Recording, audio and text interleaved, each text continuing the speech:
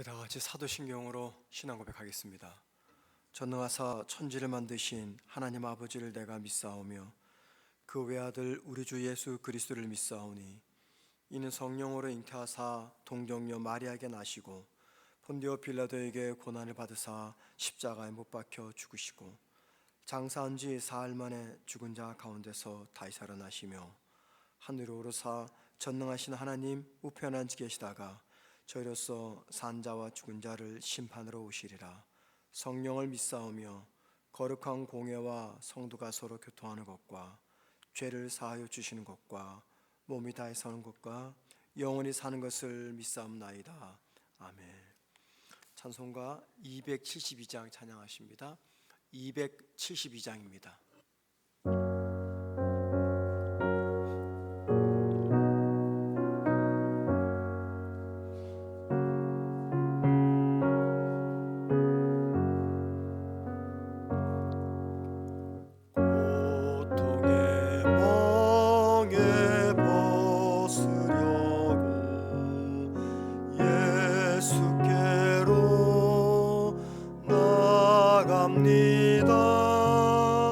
자유와 기쁨 베푸시는 주께로 갑니다.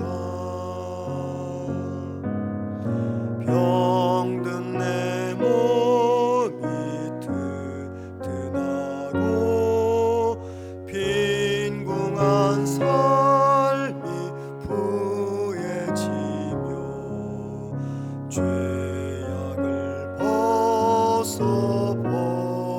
벗어버리려고 주께로 갑니다. 낭패와 실망 당한 뒤에 예수께로 나갑니다. 십자가 은혜 받으려고 주께로 갑니다. 슬프던 마음이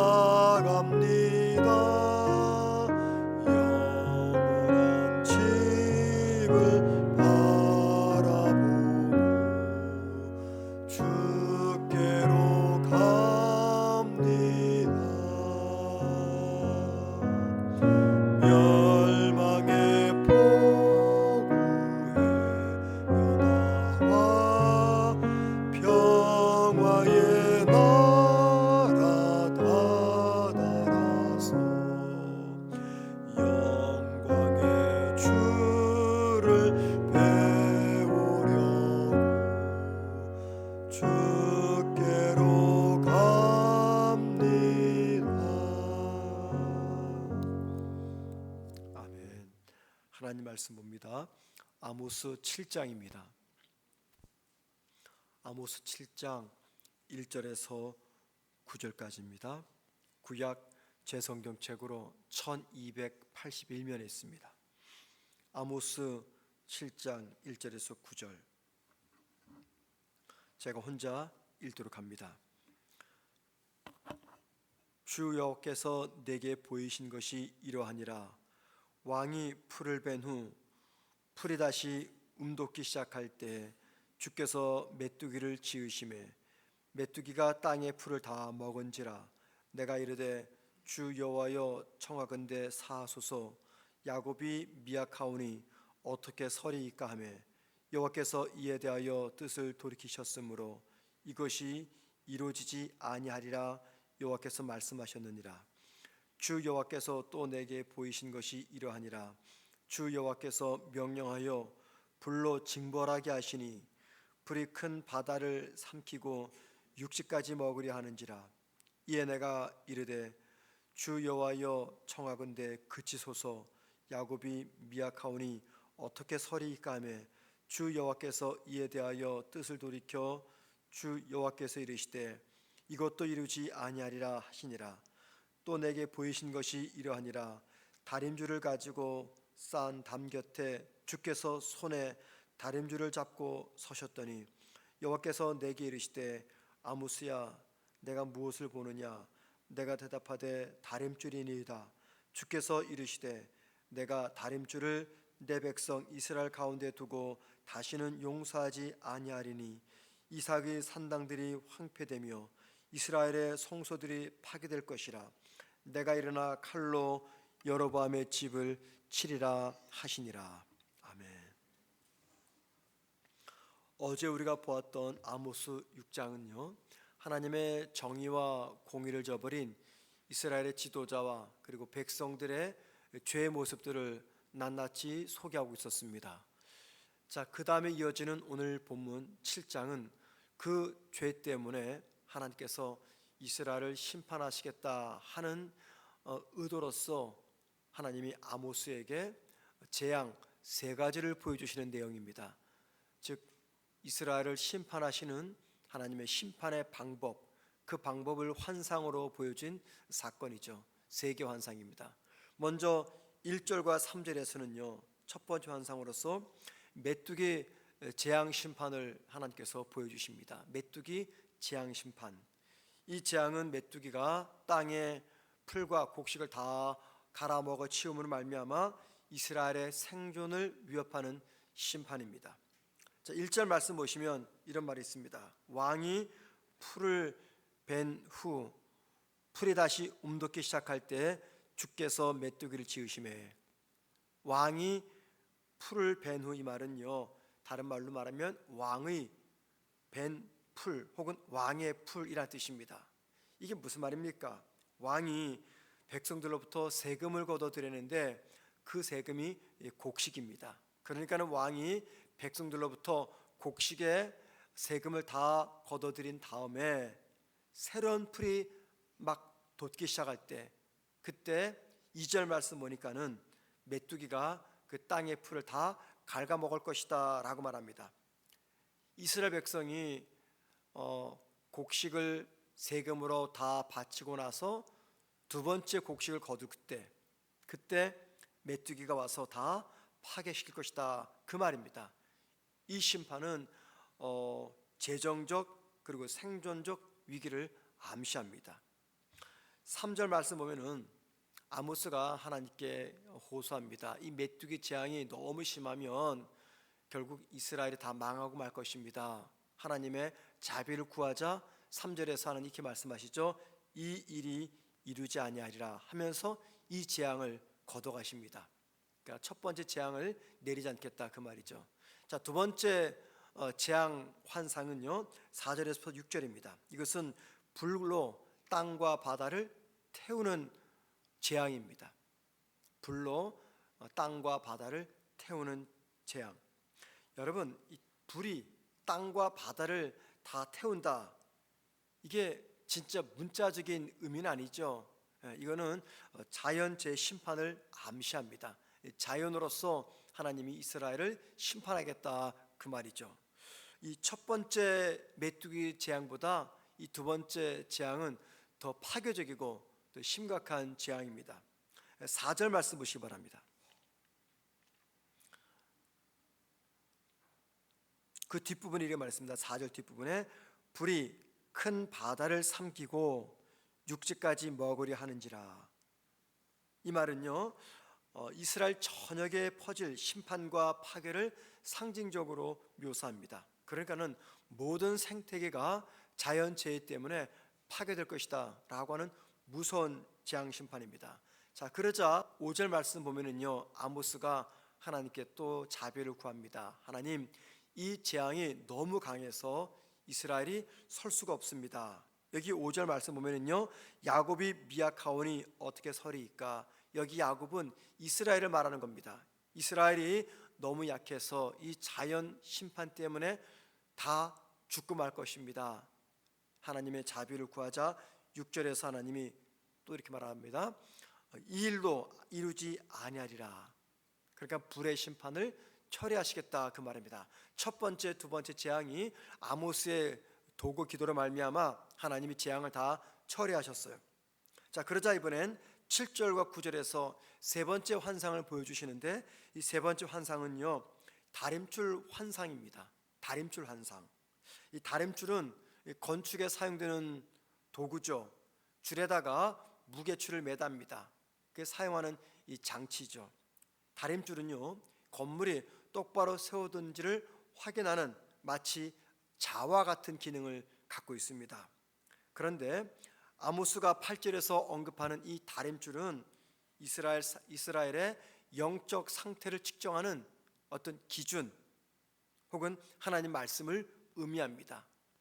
이스라엘의 영적 상태를 측정하는 기준으로서 하나님의 말씀이다라는 거죠. 여러분, 이 다림줄 뭘 의미합니까? 변하지 않는 하나님의 기준에 따라서 이스라엘을 판단하고 심판하겠다라고 하는 하나님의 심판의 정확무한 기준을 말합니다.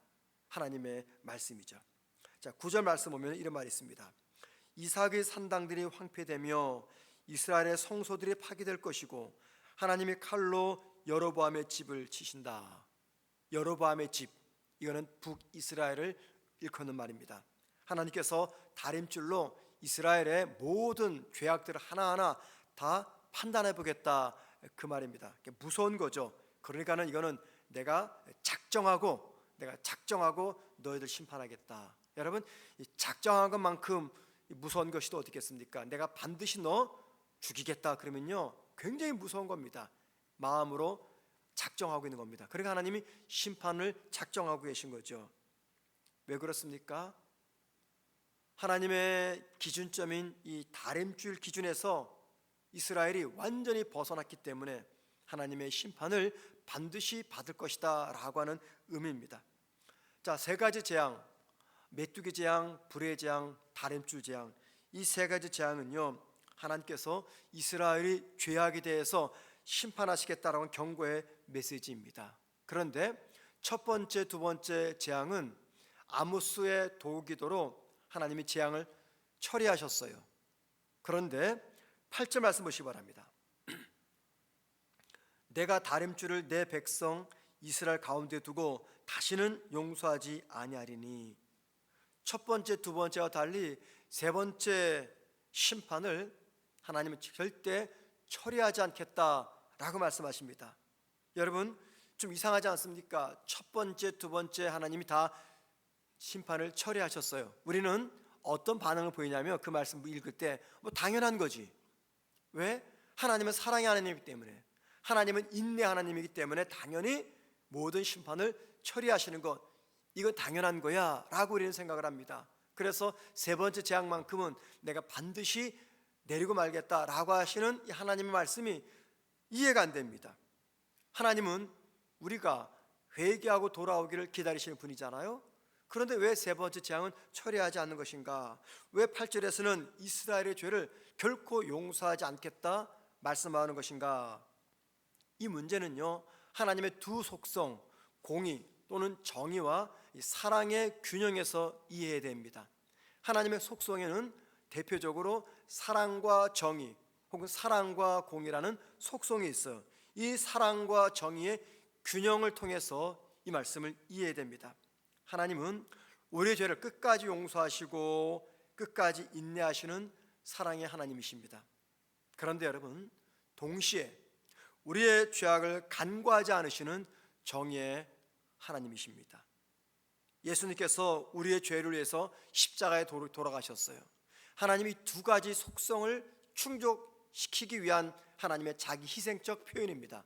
즉 하나님의 정의, 죄는 반드시 죽음으로 심판하겠다고 하는 하나님의 정의, 동시에 인류를 사랑하시는 하나님의 사랑, 이 두 가지가 합쳐져서 나타난 것이 바로 예수 그리스도의 십자가의 죽음인 것이죠. 우리의 죄를 끝까지 용서하시고 인내하시지만 그러나 결코 죄악을 간과하지 않으시는 정의의 하나님입니다. 이 말은 지금 이스라엘을 향한 하나님의 이 심판은요, 단지 하나님의 분노에 의해서 일어난 게 아닙니다. 정의를 실행하고 죄에 대한 책임 묻는 하나님의 행동입니다. 그러면 왜 세 번째 재앙에서는 하나님의 인내가 끝에 다다랐을까요? 이스라엘은요, 수많은 경고에도 불구하고 우상 숭배와 불의한 행위를 계속했습니다. 하나님이 계속 말씀하셨어요. 우상에서 돌아오라고.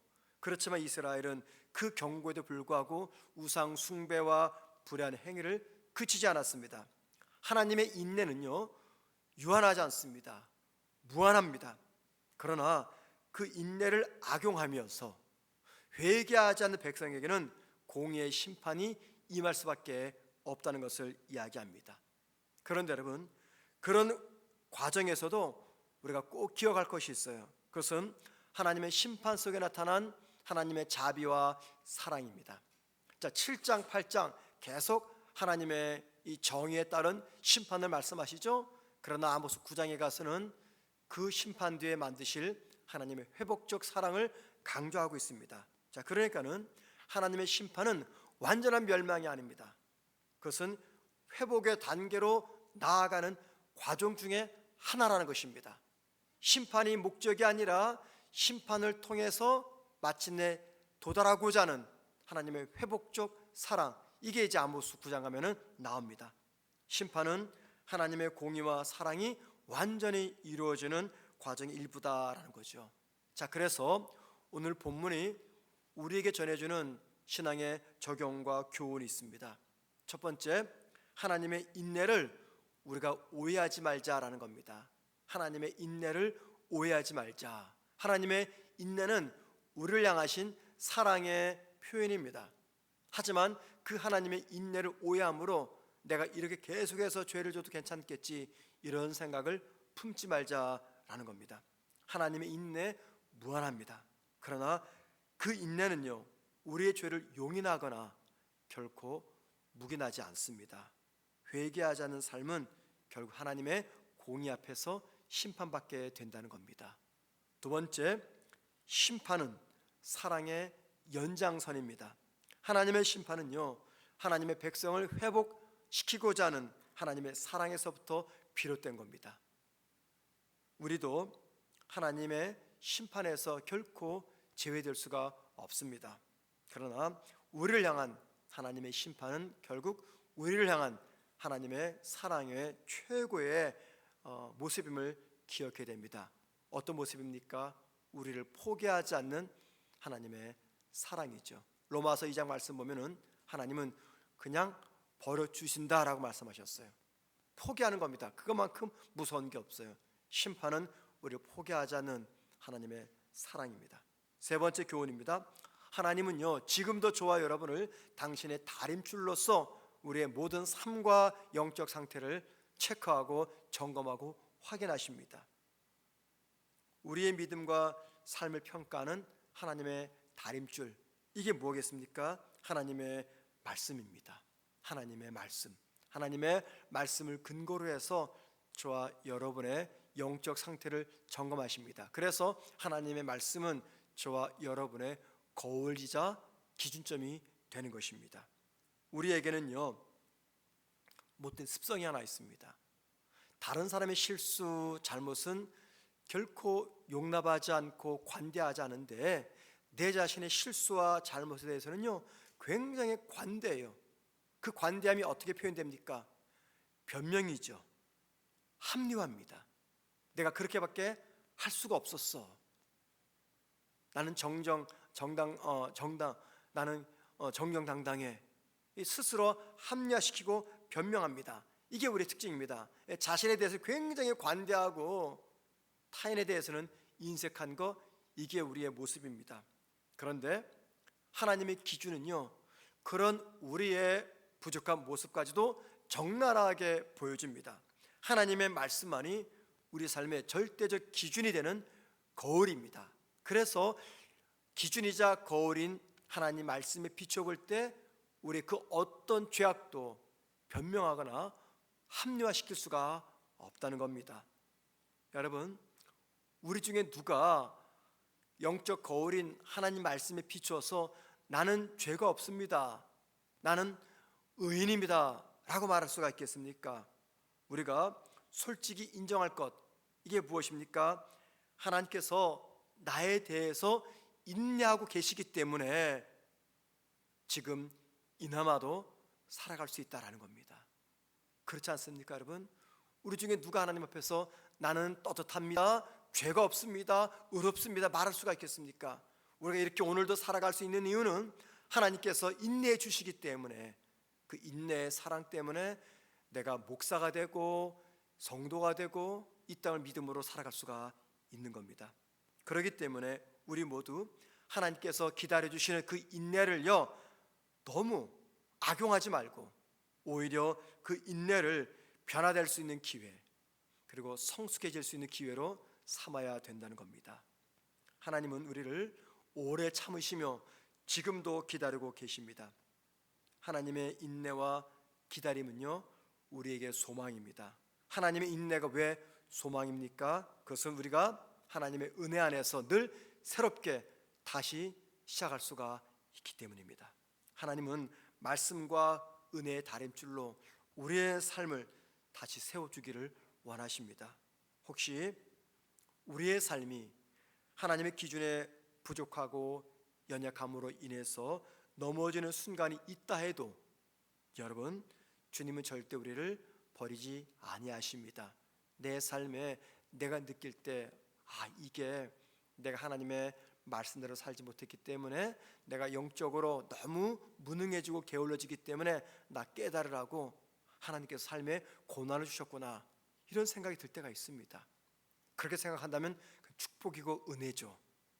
하나님께서 나를 깨닫게 하시려고 내 삶에 이런 고난도 주시고 아픔도 주시구나, 이렇게 생각한다면 정말 축복입니다. 왜냐하면 그렇게 생각하면 돌이킬 수 있는 가능성이 높기 때문이죠. 그런데 그런 생각조차도 들지 않을 때가 있죠. 너무 힘들기 때문에, 너무 아프기 때문에. 그런데 여러분, 그 순간조차도 하나님은 저와 여러분을 버리지 아니하시고, 내가 생각하는 이 하나님께서 징계 주셨구나, 그 징계가 아니라 나를 회복하시고 나를 세워주시는 그 단계에 나아가는 한 과정일 뿐이라는 것입니다. 하나님께서 우리를 기다리시며 우리를 늘 새롭게 변화시키기를 원합니다. 우리가 편해서 해야 될 최선은 하나님 앞에 진심으로 회개하며 돌이키는 삶을 살아가는 겁니다. 그런 저의 삶과 여러분의 삶이 되기를 주님의 이름으로 축원해 드립니다. 기도하겠습니다.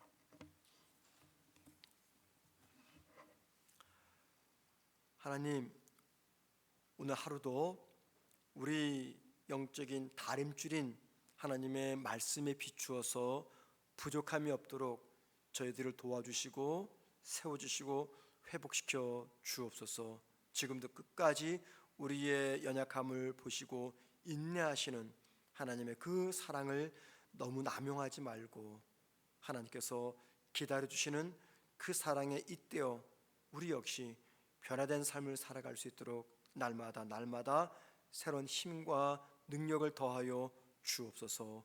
오늘 하루 살아가는 우리 사랑하는 성문교회 모든 성도들, 어린 아기부터 연세 많으신 노년에 이르기까지 각자 주어진 삶의 자리에서 우리와 함께 하시는 하나님의 임재를 의식하며 하나님과 동행하면서 믿음의 사람답게 살아가는 복된 한 날 되게 도와주시고, 우리 사랑하는 성도들 오늘 하루 살아가면서 처리하고 풀어야 되고 해결할 인생의 많은 숙제와 아픔과 고민과 환난이 있습니다.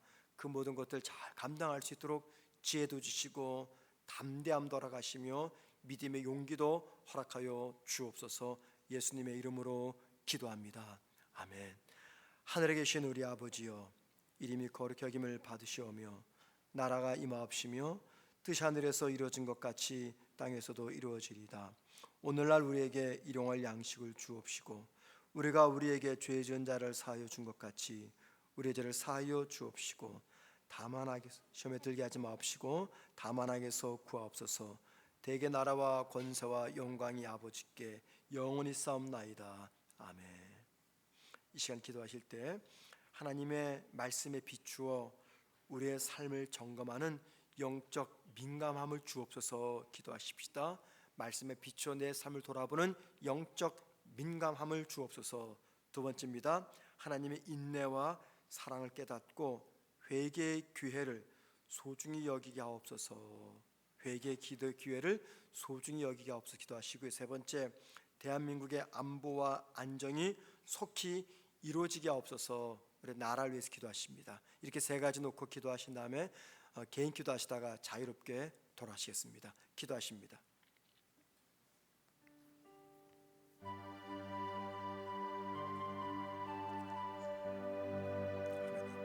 오늘 하루도 하나님의 말씀으로 우리의 삶을 돌아보게 도와주시옵소서.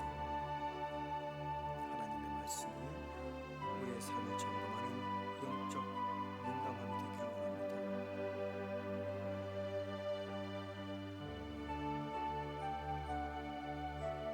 음악 소리를 조금만 더 올려주시기 바랍니다.